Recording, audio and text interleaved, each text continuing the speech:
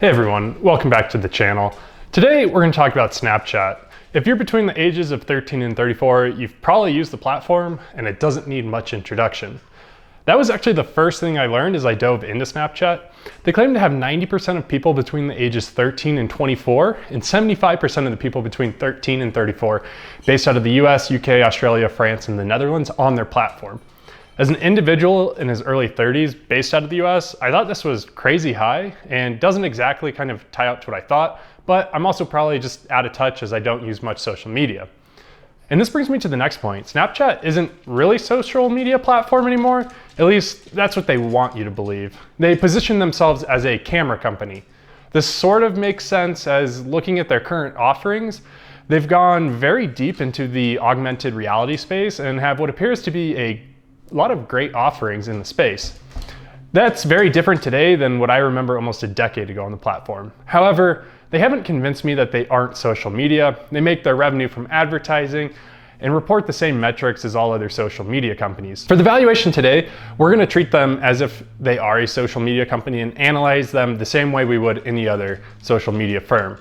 We'll start with the top line revenue and calculate revenue based off daily user growth and average revenue per user.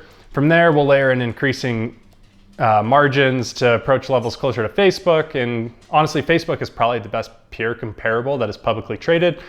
So quickly, let's hop on over into the DCFs I've pulled together. There's two versions, a base case and a bull case. The bull case assumes they will be able to expand effectively outside of their kind of core demographic of the 13 to 34-year-olds.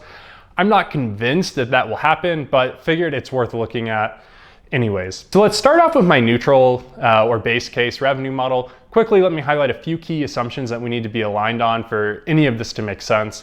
I've pulled Facebook's 2021 average revenue per user and daily active users to kind of use as a gauge.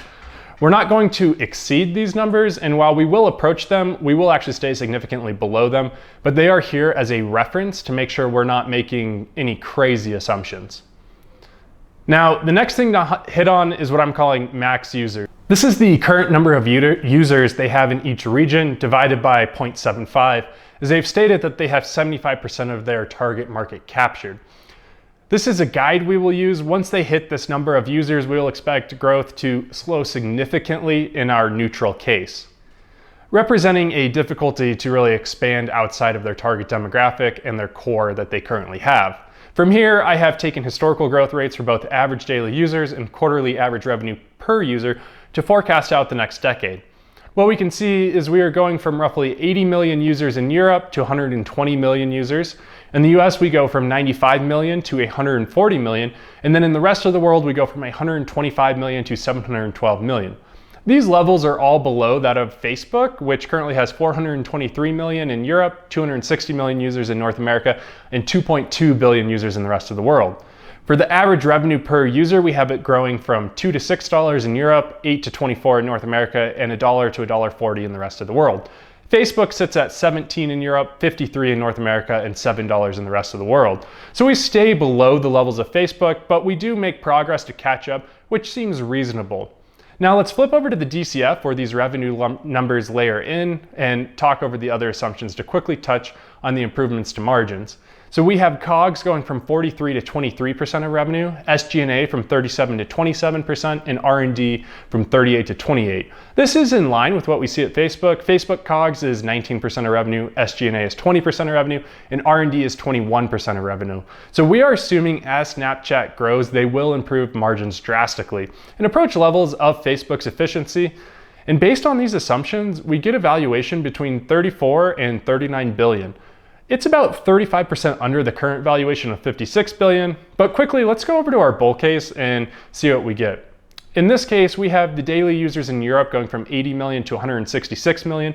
North America goes from 95 to 168 million. And then in the rest of the world, we go from 125 million to 1 billion. This is still below those levels of Facebook, but higher than our neutral case. And for this case to be true, we must assume Snapchat will successfully penetrate a much larger demographic of older individuals that they currently are not tapped into. I don't know how realistic this is with their current offerings, but for average revenue in this scenario, we go from 2 to 16 in Europe, 8 to 41 in North America, and then $1 to 266 in the rest of the world. This takes revenue from about 4 billion in 2021 to almost 50 billion in 2031. And we apply those same improvements to margins as our neutral case, and we end up with a valuation between 74 and 83 billion. I think Snapchat is an interesting one. They have evolved a ton in the last decade and are now starting to turn a positive operating cash flow. They're still very much in a growth phase, but having almost their entire core demographic already penetrated, the next layer of growth is going to be pretty costly to acquire. And honestly, I would put a rating of hold on Snapchat. I think they've done a tremendous job so far and would want to really understand and see the growth plan to see how they can kind of continue forward. Once they prove they can actually attract an older demographic to the platform, growth could continue on this exponential basis and prove to be a great buy.